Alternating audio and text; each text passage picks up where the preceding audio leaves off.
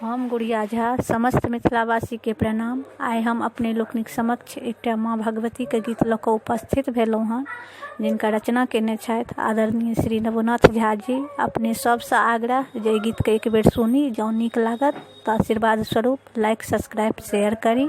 जय मिथिला, धन्यवाद। करब मैया के लाले सिंगार की हार लाल लबी है मलिनिया, गुथी है अढ़ोले लाले लाल पहिरायब माँ के गर्दनिया।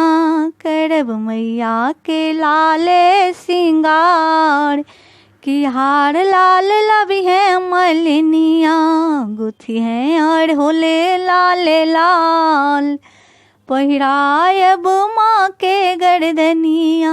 करब मैया के लाले सिंगार की हार लाल लबी है मलिनिया।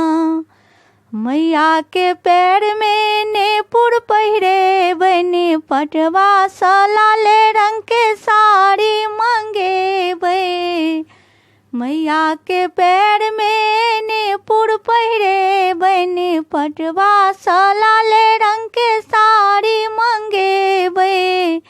चुनरिया ओढ़े बनी लाले लाल, चुनरिया ओढ़े बनी लाले लाल की हार लाल लबी है मलिनिया, गुथी है अढ़ोले लाले लाल पहिरायब माँ के गर्दनिया।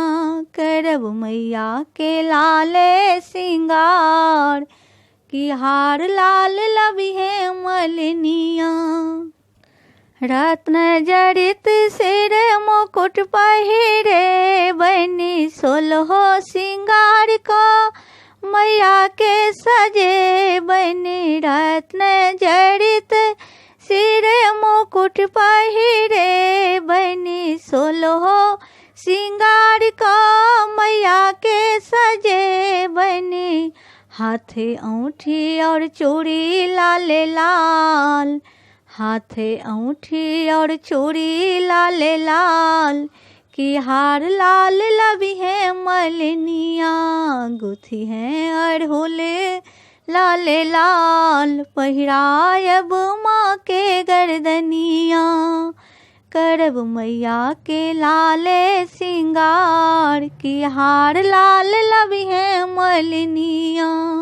धूप गुगुले हम नित जरेबै माँ के मंदिर, इतर गुलाब गम के बै। धूप गुगुले हम नित जरेबै माँ के मंदिर, इतर गुलाब गम के बै। देवनी लाल रंग अबीरे गुलाल, देवनी लाल रंग अबीरे गुलाल की हार लाल लबी है मलिनिया, गुथी है अढ़ोले लाले लाल पहिरायब माँ के गर्दनिया।